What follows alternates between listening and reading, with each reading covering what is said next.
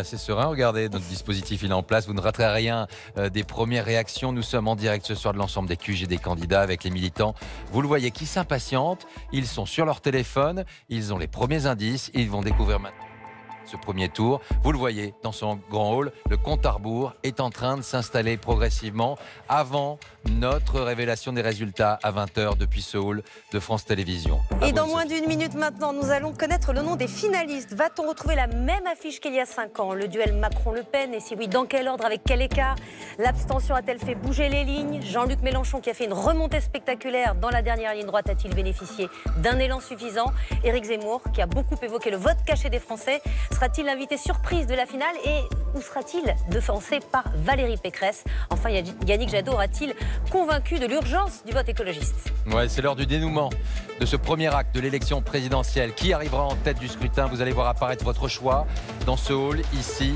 C'est l'épilogue de cette campagne. Il reste maintenant 10 secondes. Il y avait encore 11 millions d'indécis ces derniers jours. 7 secondes, un président sortant et 11 challengers.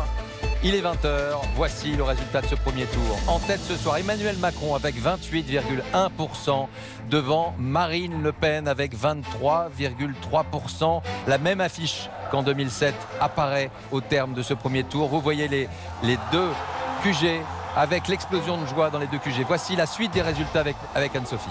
Oui, à la 3e place, Jean-Luc Mélenchon avec un gros score, 20,1%, plus important encore qu'en 2017. Derrière, Éric Zemmour, mais loin derrière, à 7,2%. Suit Valérie Pécresse, 5%. Enfin, l'écologiste Yannick Jadot, 4,4%. Jean Lassalle, à 3,3%. Il devance Fabien Roussel, le communiste, 2,7%. Nicolas Dupont-Aignan à 2,3%. Et puis notez à 2,1% la socialiste Anne Hidalgo. Enfin, ce sont les deux candidats d'extrême gauche qui ferment la marche. Nathalie Arthaud à 0,8% et Philippe Poutou à 0,7%. On va prendre tout de suite la direction des QG du soir des deux candidats arrivés en tête. Ils se retrouvent donc une nouvelle fois